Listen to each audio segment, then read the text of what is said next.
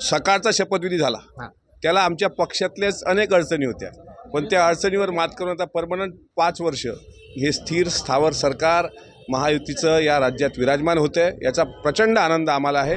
तिघांचा शपथविधी होतोय, एक मुख्यमंत्री, 2 उपमुख्यमंत्री। उपमुख्यमंत्री म्हणून दादा शपथ घेतील हे दादांनी कालच सांगितलंय। दुसऱ्या उपमुख्यमंत्र्यांबद्दल अजून मला माहित नाही। महाराष्ट्राला आर्थिक शिस्त लावायची असेल तर आर्थिक शिस्त जर कोणी शकत असेल तर ते अजितदादा आहेत। ते नगीना चित्रपटात गाणं आहे, भुली बिसरी एक कहाणी, झालं गेलं गंगेला मिळालं। कोणावर आरोप केले, काय केले हे कोणी सिद्ध करू शकलं नाही। महायुती सरकारचे मुख्यमंत्री आज शपथ घेणार आहे आणि राज्याला मुख्यमंत्री मिळणार आहे। राज्याच्या मुख्यमंत्रीपदी देवेंद्र फडणवीस आता विराजमान होणार आहे आणि उपमुख्यमंत्री 2 असणार आहेत। त्यामुळे निश्चितच अजित पवार राष्ट्रवादी काँग्रेस पक्षाच्या वतीने उपमुख्यमंत्रीपदाची शपथ घेणार आहे। मात्र दुसरे एकनाथ शिंदे घेणार की नाही यावरती प्रश्नचिन्ह सध्या उपस्थित होते। ते आता ऐनवेळी समजेल की नेमके ते शपथ घेणार। मात्र आपल्यासोबत बोलण्यासाठी राष्ट्रवादी काँग्रेस अजित पवार यांच्या नेतृत्वाखाली राष्ट्रवादी काँग्रेसचे आमदार अमोल भटकरी आहे। आजचा दिवसाकडे कसं पाहता तुम्ही? अजितदादांच्या नेतृत्वाखालीच राष्ट्रवादी काँग्रेस पक्ष, राष्ट्रवादी काँग्रेस पक्षाचा प्रत्येक कार्यकर्ता आज आनंदी आहे। अजितदादांनी राष्ट्रवादी आमचीच कार्यकर्त्याची तळागाळातल्या हे सर्वांची हे सिद्ध केलं आहे। महाराष्ट्राच्या राजकीय पटलावर अजितदादांनी आपलं अस्तित्व सिद्ध केलं आहे। त्यामुळे आज संध्याकाळी जो शपथविधी होतो आहे, 7व्यांदा मला वाटतं अजितदादा उपमुख्यमंत्री पदाची शपथ घेत आहेत। 21वे मुख्यमंत्री म्हणून देवेंद्रजी शपथ घेत आहेत, 21वे 21। आणि दुसरी गोष्ट मला एक सांगायचं आहे की जो सकाळचा शपथविधी झाला त्याला आमच्या पक्षातल्याच अनेक अडचणी होत्या, पण त्या अडचणीवर मात करून आता परमनंट 5 वर्ष हे स्थिर स्थावर सरकार महायुतीचं या राज्यात विराजमान होते। याचा प्रचंड आनंद आम्हाला आहे। आणि आज आमच्या पक्षाचे नेते, आमचा प्रत्येकाचा श्वास, आमचं काळीज आदरणीय अजितदादा उपमुख्यमंत्री पदाची शपथ घेत आहेत। याच्यापेक्षा दुसरा आनंदाचा क्षण आमच्याकरता नाही। तुम्हाला जी माहिती मिळाली त्या माहितीनुसार नेमकं आज मंत्रिमंडळातले काही सहकारी देखील शपथ घेणार आहेत का? काय माहिती तुम्ही? माझ्या माहितीप्रमाणे तिघांचा शपथविधी होतोय, एक मुख्यमंत्री, 2 उपमुख्यमंत्री। उपमुख्यमंत्री म्हणून दादा शपथ घेतील हे दादांनी कालच सांगितलंय। दुसऱ्या उपमुख्यमंत्र्यांबद्दल अजून मला माहीत नाही। येत्या काळामध्ये मंत्रिमंडळ विस्तार होईल हे तर निश्चितच आहे।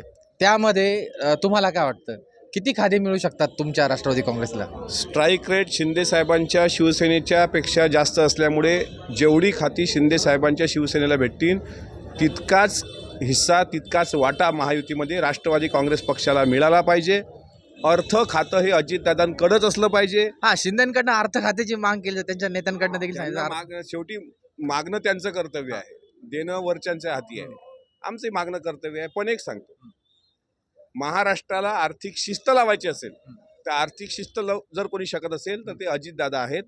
त्यामुळे अर्थ खातं अर्थातच राष्ट्रवादी काँग्रेस पक्षाकडे, राष्ट्रवादी काँग्रेस पक्षाकडे अर्थ खातं नसेल तर मग अर्थ काय राहिला। त्याच्यामुळे आर्थिक शिस्त आणायला अजितदादाच महत्त्वाचे आहेत।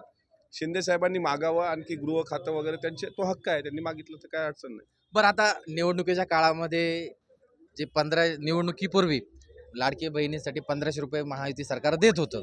आता प्रचाराच्या काळात महायुतीकडनं सांगितलं 21 रुपये आम्ही देणार, काँग्रेस बोललो तर आम्ही 3000 देणार।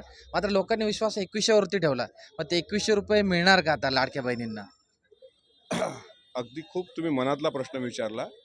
सरकार दिलेल्या प्रत्येक शब्दासाठी कटिबद्ध आहे। महाराष्ट्र आता पुढे जातोय, आजच्या स्टेजवरही तसंच लिहिलेलं आहे।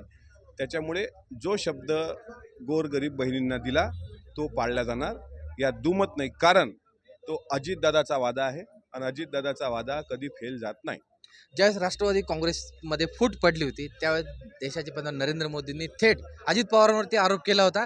मात्र त्याच पंतप्रधान नरेंद्र मोदींसमोर अजित पवार उपमुख्यमंत्री पदाची शपथ घेतात। ते नगीना चित्रपटात गाणं आहे, भुली बिसरी एक कहाणी, झालं गेलं गंगेला मिळालं। कोणावर आरोप केले, काय केले हे कोणी सिद्ध करू शकलं नाही। आरोप करणारे ते अमोल कोल्हे कुठं लपलेत, आता त्यांना जरा बाहेर काढा। कर्जत जामखेडचा आमदार कुठं आहे, त्याला जरा बाहेर काढा। या लोकांनी आरोप केले। आमच्या आदरणीय सुप्रियाताई सुद्धा खूप त्यावर ट्विट करायच्या, बोलायच्या, ताई पण आता कुठं बोलताना दिसत नाही। त्याच्यामुळे ज्यांनी आरोप प्रत्यारोप केले त्यांनी आलं पाहिजे। आणि कोल्हेंनी तर असं कोल्हेकुई करू नये, त्यांनी यावं जरा फ्रंटला, दाखवावं गुलाबी जॅकेटच्या आत लपलेला काळा गद्दारीचा डाग हा शब्द जो कोल्हेंनी वापरला, आज त्याच कोल्हेंना सांगायचं आहे की महाराष्ट्रामध्ये अजितदादांनी आपलं अस्तित्व सिद्ध केलंय आणि आज देशाचे प्रधानमंत्री नरेंद्र मोदीजी यांच्या उपस्थितीमध्ये तो शपथविधी सोहळा पार पडतोय. आता कोण कोण्या काळात कोणावर आरोप केले हे जर हिस्ट्री काढत बसलं तर मग भरपूर उदाहरणं देता येतील महाराष्ट्रामध्ये, पण आता तो वेळ नाही. म्हणून म्हटलं की भुली बिसरी एक कहाणी. म्हणजे राष्ट्रवादी काँग्रेस पक्ष आता अजित अनंतराव पवार. धन्यवाद तुम्ही सोबत संवाद साधल्याबद्दल. निश्चित अजित पवार यांनी आपलं अस्तित्व सिद्ध केलं आहे आणि ते आज उपमुख्यमंत्री शपथ घेत आहे. आमच्यासाठी खूपच आनंदाची गोष्ट असल्याचं अमोल मिटकर यांनी म्हटले. प्रशांत गोडसे, लेट्सअप मराठी, मुंबई.